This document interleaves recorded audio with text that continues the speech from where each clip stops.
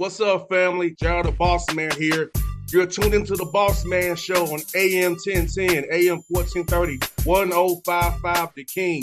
Let the King out at 105theking.com and the Bossman Show at bossmanshow.com. Hit me up on Instagram, The Bossman Show, Twitter at Bossman Show, and Facebook, Bossman Show. It's the Bossman on your radio. Listen to the Bossman Show with your host, JR, Saturdays at 9 a.m. right here on AM 1010, The King. What's up, good people? BetOnline is your number one source for all your betting needs. The latest odds, lines, and matchup reports for baseball, boxing, golf, and more.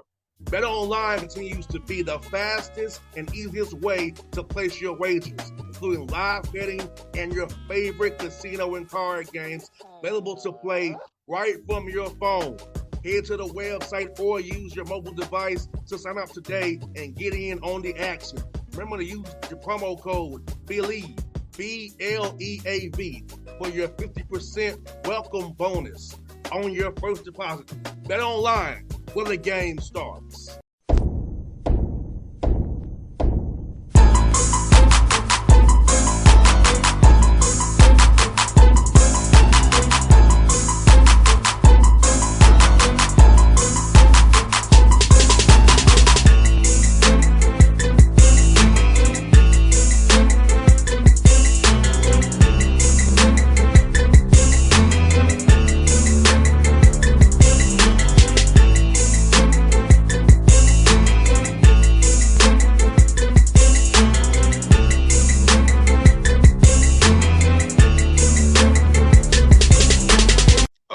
Back on the Bossman Show, we got a cool guy. We had him on the show previously at Pacific. Now he's back in college race at Georgia Tech. Yellow Jackets down the street from us over there on Techwood. It's Damon Stoudamire. What's good, Dave? Look good, brother. I love it. They look good over there. The beard popping over there. I see you, brother. You're flossing, man. I see you. No, this is what you call old age. Hey, you doing it big. You doing it big still, my good brother. Thank you. Man, Damon, I gotta ask you, man, what made you want to jump back into this ranks, man, the college race, man? You was in the NBA with Ime Udoka, you was up there with Joe Mazzulla, man, the Celtics, man, and kind of what made you want to get back in this, man? I think, the opportunity, here at Tech. I think it's a great institution. Secondly, I think Atlanta's a great city. A lot of players here. Mm-hmm. And lastly, the ACC. So the combination of all three of those made the decision easy. I hear that, man. I say you're a heck of a coach, man, and you're a heck of a teacher, man. So I thought these young men can learn from you because you played in the NBA. You know what it's about. Help these young men see what it takes to become a pro. And I think that any young man can play for you has a basketball royalty to talk to them about how to become a player in a band and be a better human after basketball. Yeah, it's more than basketball with me. I try to give life lessons. I try to help them, see a bigger picture in life. It's almost like every guy that comes through, when they're done, I always ask them, like what's next? You know what I mean? So, you got to have a plan. You got to be able to see your plan through. You got to be able to pivot when you need to. But the biggest thing is like use basketball as a tool. I think we get blinded sometimes, and when you really think about it, it's only the 5% are able to make it to the NBA. I mean, there's only 450 jobs, but you got over 200-300 guys, declaring for the draft. So, Yeah. Sometimes I think one thing about it is, with the mentorship part, you don't kill anyone's dreams, but you try to make it make sense, so to speak. Mm-hmm. And that's just with life. And being here at Tech, I think the biggest thing and the beauty of it is that there's a lot of successful people in this city. There's a lot of, both perspectives, African-American and Caucasian, that are Tech grads that can really help these young men. And these are the doors I'm trying to open to them, because when I played, honestly, when I was coming out of college, no social media, none of the different things that was going on. So the platforms wasn't as big. And these guys, they have a totally different platform to be able to put themselves out there and be able to make it in more than just playing basketball. Yeah. And Damon, I remember I was at Tennessee State 04, 05. That's when Facebook came out. It was only for college people. So right at the beginning end of my career at Tennessee State, it started to pop off. And I know for me, it was like, man, like, wow, that's what it can be. But now it's crazier than what it is back in 04, 05. Now it's crazy as now. This is beyond crazy. Yes, no, it's managing those things as well. It's helping them navigate through the good and the bad of what's out there. But basketball is a vehicle and a tool. Let's not forget that. And it allows guys to get an education. It allows guys to meet different people and put yourself on a different level, so to speak. So it's a great opportunity for me and my staff to help guide, help teach, help nurture as we go along here at Tech. And damn, you said something very important, because I know for me, if it wasn't for athletics, I would not be on this Zoom call today. No doubt. So athletics opened a door for me, because I knew had I stayed on the side where I was on the side of Atlanta, I had a life of bad if I didn't get out of where I was at my predicament. Right. But sports, going to go to Tennessee State, give me a degree. Now I'm going to be in the radio 14 years now. So I feel like you said, sports, my vehicle to get out of my situation. So I'm on the phone with you today, doing this interview 14 years later, doing this Bossman show thing. So, like you said, so important. For sure. A lot of times, things are done in reverse. I mean, we're giving sports as a tool to go to school. That's the incentive, right? Well, if you can play sports if you get good grades or whatever that might look like. But what happens is, to your point, boss man, is as you get older, you realize, right, like the whole time, you actually, I feel like, and it's debatable. I don't think that you actually needed a degree to be successful, but this is what I would say. I think that in my drive to be an NBA player when I was a young kid growing up in Portland, Oregon, I think I learned more from the streets and people in them. But as I got older, you got to educate yourself for everything to be sustainable. Yes. And so school became valuable to me. I didn't know that when I was younger, but I knew that when I got older. And when you're able to take what you learned from the streets and just seeing, and then educating yourself, you had the best of both worlds.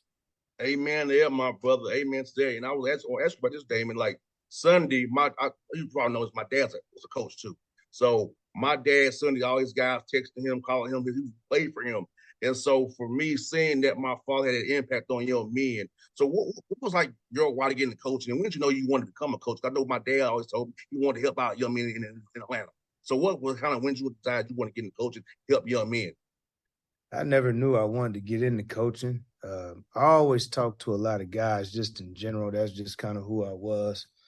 And when I left the game, I still talked to a lot of guys. I was living in Houston, Texas at the time. And, I was still working out. I was more so working out to stay in shape. Somebody might pick you up. You give yourself a window, about 8 to 12 months. Then after that, it's like, man, it's over. And so what happened is I was going up to Rice University and, I was, kind of just working out, hanging out. And then from there, I ended up meeting the head men's basketball coach at that time, being Bron. And essentially, man, I just started volunteering. I mean, I didn't need the money or nothing. So it was just, I was just going, it was therapeutic, to be honest with you. So as he let me feel my way through that kind of how my coaching odyssey started. So, again, I started there at Rice in college. And then I went to the Memphis Grizzlies and, things just kind of took off. No doubt. And for you, Damon, man, like since you really didn't have it as part of your plans, you was kind of preparing to be a head coach on the fly? First of all, you kind of just taking stuff from guys who you worked for and kind of saying, hey, I've got opportunity. I'm going to put my spin on it this way. Right. You learned, I learned basketball from so many different guys. I played for so many great coaches and had a lot of great mentors. So played for a Hall of Fame coach, Lute Olson. I played, I played in the Goodwill games, and I got to know Coach Ravlin, George Ravlin, and he became a mentor of mine as well. And I played for so many people that have influenced my coaching career. And it's, the game of basketball has changed, but I would say more so how they changed it is the perspective and being able to change on the run. You hear a lot of, old school, new school talk. You hear a lot of, old school guys, so to speak, kind of talk down on the game, so I shouldn't say talk down on the game, but talk down on, some of the players. And, we all tend to do it. I think people forget, like, it's funny, I'm laughing because I just think as you get older, right, you get a little ornery. You kind of get stuck in your ways. Yes. And you just kind of talk about, yourself a lot. so I don't think that guys do it maliciously, but what I would say is that if you're not with these kids on the day-to-day, the new generation, then you just really don't understand. And so for me, I've been around this for 14 years now. Well, ever since I retired, so my last game was 14 years ago. So I just kind of understand today's kid and today's dynamic, and it's different. And I tell coaches and I tell guys that don't know, I'm like, well, it's no different than when I was a kid. I can remember playing for Lute Olson. And I got into his car one day. He was giving me a ride. We were going to a talk show, actually. And he was playing rap music. And I was like, dang, coach, you like rap music? He was like, I don't necessarily like rap music, but I need to know what y'all talking about. I need to understand, you guys, because we all come from different backgrounds. It's unique. So it's no different than today, right? You have to do that. Me, I have to do it. Like, I'm kind of like an old head. So I like old school music. I like old school R&B. Yes. I like old school rap, but it's okay. I still listen to all the new school stuff too. And you want to know why I listen to the new school? I got a 23 and 20-year-old, and then I coach a bunch of kids. So I need to know what they own. Like, that's important. You got to know. Like, you got to be in tune. You got to be in tune to the streets. You got to know what's going on. And man, that's my job. That's part of my job. You know what I mean? So, you have to adapt and you have to change. And I think that's what I did. And that's why I've been able to have sustainability in this. Damon, it's funny you said about the music. I tell my interns, I know where every song you like now came from, okay? I know where it got sampled from. Exactly. The first time you hear something, right? You start singing the original version. Yes. And it's funny because I debate. I don't debate. There's no debate, right? So, the kids always ask me, Cole, who's your favorite Atlanta rappers, right? And so I said the first thing that roll off my mouth is, man, 3 Stacks. And they like, 3 Stacks. I'm like, y'all gotta understand, when I was a kid and I was in college, that's when Outkast first came out. You know what I mean? Yeah. So I was like, you asking me what my memories of Atlanta rap is, I was like, Southern Playalistic, period. That album. You know what I mean? So, it's just, I have a different view, but at the same time too, I listen to what they listen to, and I just try to, like I say, man, the whole thing. I think music. I think that it's crazy. It all goes together, right? It does. It all goes together because you have to know that's my job. You know what I mean? That's my job, to understand the kids, where they come from, what influences them, what doesn't influence them, and what makes them tick, because each individual is totally different. You right about that, Damon. You so right about that, man. And it's funny you said that. I'm telling you a quick little fun fact. Know that song, What's Up, the Bankhead Bounce? Yes. I was in that video as an 8-year-old. Oh, wow. What was you doing in that video as 8-year-old, man? Your dad didn't know, did he? My mom knew, but dad did not know. My dad was pissed. I was in the park that day. We did a video shoot. I was in the park that day. I was in the video, bro. As an There you 8-year-old.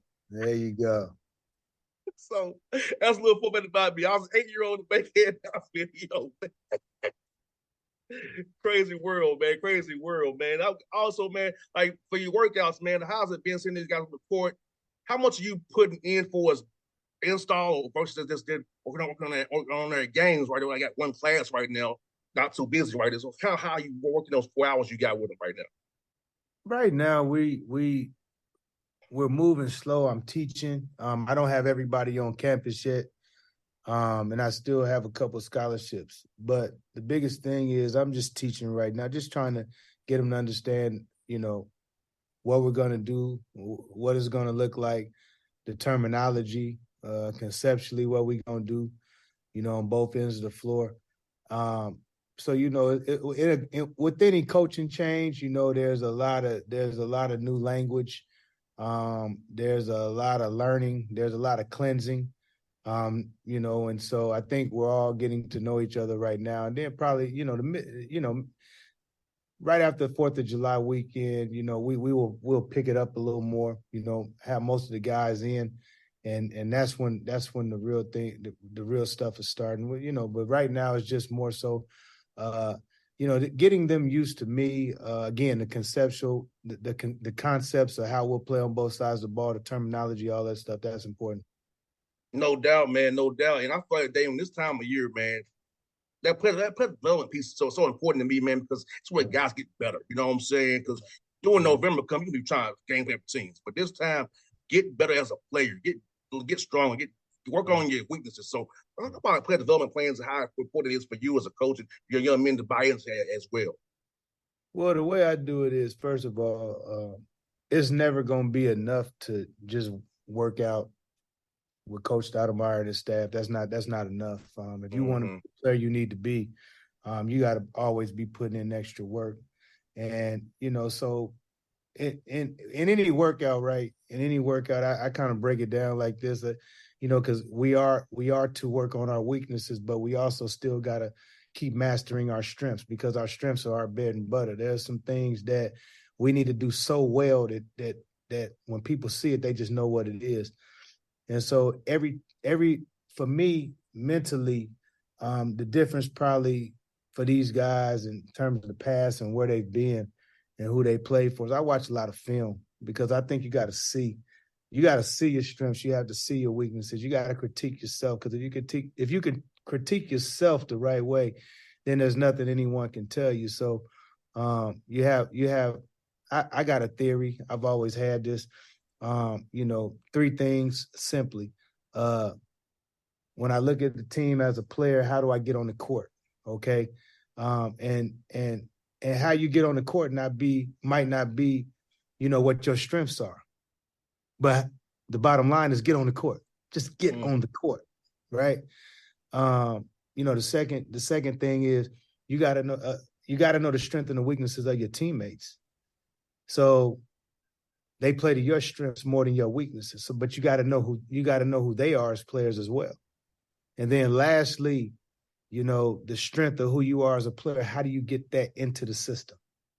And a lot of times when guys struggle, and I think like I bleed those thoughts into the summer workouts because most of the time you start at the bottom. You're trying to figure out how do I get my game into the system? Then you really don't even care about the strengths and the weaknesses of your teammates. And then the first thing I said, which is the most important thing, my game is going to get me on the court. That's how I'm going to get on the court, and that's totally wrong. That's totally false. So I think, players need to get with their trainers, and I think that when you're honest and you guys go through and you get a plan, then, you're able to get better. But when you don't do that, when you come back with Coach Stoudamire, now it looks totally different. because you got to master your weaknesses in practice to graduate and put them into the game. But you also have to still master your strengths because that's what's going to get you on the floor. And that was number one. And so people sometimes forget about number one. So and also excel in your role, whatever role you are, whether you're a screener, you're a pick and pop guy, you're a corner shooter, you're a defender, excel in your role. I know some of my days with Damon was always tell his guys up front, this is what your role is. And you accept it or you don't. This is what you're going to be on this team with me this year. And the crazy thing about it is I try to stay away from that because, number one, how do you get on the floor is really saying the same thing. And it's like that's when you got to be honest with yourself. And so I never try to put rules on guys. I let their games allow me to say what you do and can't do. Gotcha. And that's how I've tried to do it as a coach. No doubt, man. Talk about your staff, man. You got good staff. I saw you hired Purge, Carl Hobbs, and some other guys. Talk about how having a quality staff is so important to have guys who are loyal to you, who you can trust, and they can also push your vision to the guys as well when you're doing other things like interviews and recruiting and selling the program. Well, having a good staff is really important. Obviously, they help you in a variety of ways. Being a head coach is like being a CEO. So it's a lot of delegation. I don't like to micromanage, so I like guys that know how to work. It's simply stated, do your job. Carl Haas, Persian Williams, Terry Parker, all good dudes. They know what they're doing. They're relationship guys. They do a great job of pouring in the kids. They do a great job on the recruiting trail. It takes a village. This isn't easy. It's an everyday thing. It's a grind. And, you got to have perspective with it, at the same time, you can't get too high and get too low. And I think I got, in those three guys, I think I got triple threats, but my support staff is really good as well. And they're just as important. They're just behind the scenes, but they're just as important. They do a lot of the crafting and framing, paperwork, things that they don't, that people don't see and don't get a lot of credit for that really go a long ways. And, what will be the success of the Georgia Tech program, basketball program. That's it for Damon. I saw last night when Marcus Smart got traded to the Grizzlies, man. Talk about coaching Smart and what he brought to the table, man. Grinder every day. I think he fit good in Memphis, gritty and grind in Memphis. He'll fit good there. But talk about him as a player, man, and coaching him up there in Boston, man. I love Smart. We clicked from day one. The thing about it is what people don't understand, especially with, guys that, have a lot of history with an organization. I think this was Marcus's 9th year in Boston. And, Marcus is he was a part of that team. He's a part of that community. And I know it's probably rough for him this morning, you're trying to get perspective on getting traded, man. But, I woke up this morning at 6 a.m, so it sounded like that thing was done about 1, 2 a.m. So, it was. I was up when it happened. Yeah, it seemed like it happened in the middle of the night. But the one thing, it's crazy because, in terms of who Marcus is, I feel like, he was sent to Memphis to help Ja Morant, and it ain't, and it's not anything more than to, give him perspective and, what he's going to bring to that team. I'm excited for, he just has to get through the initial shock of getting moved. It's one thing to hear your name in trade talks. It's one thing to get moved. It's a different beast now. When you wake up and you talk about it, and then the realities of another organization, another president calling you, welcoming you, it's different now. So you have to, you've been in one place, you've been driving the same way for years, you've been doing the same things, you got the same, your routine changes now. So when he gets over that, I think Memphis got a hell of a player, and I love Marcus Smart. No doubt. Well, Damon, I love you, man. I think you guys come on the show, man. Glad you're here in Atlanta. I'm gonna try to get with Mike and see when you work out, so I come and see you. I'll be at Lake Point too. Then I go to Summer League, but I will be around and support you, brother. I'm here for you, man. Glad you're in town, man. I'm definitely push this program for you and help you out, brother. All right, thank you. Appreciate that. Yes, sir. Anytime, but thanks so much, Damon. All right. What's up, good people? Bet Online is your #1 source for all your betting needs. The latest odds, lines, and matchup reports for baseball, boxing, golf, and more. Bet Online continues to be the fastest and easiest way to place your wagers, including live betting and your favorite casino and card games available to play right from your phone. Head to the website or use your mobile device to sign up today and get in on the action. Remember to use your promo code BELIEVE, BLEAV, for your 50% welcome bonus on your first deposit. Bet Online, where the game starts. What's up, family? Jared the Bossman here. You're tuned into the Bossman Show on AM 1010, AM 1430, 1055 The King. Check The King out at 105theking.com and the Bossman Show at bossmanshow.com. Hit me up on Instagram, The Bossman Show, Twitter at Bossman Show, and Facebook, Bossman Show. It's the Bossman on your radio. Listen to The Bossman Show with your host, JR, Saturdays at 9 a.m. right here on AM 1010, The King.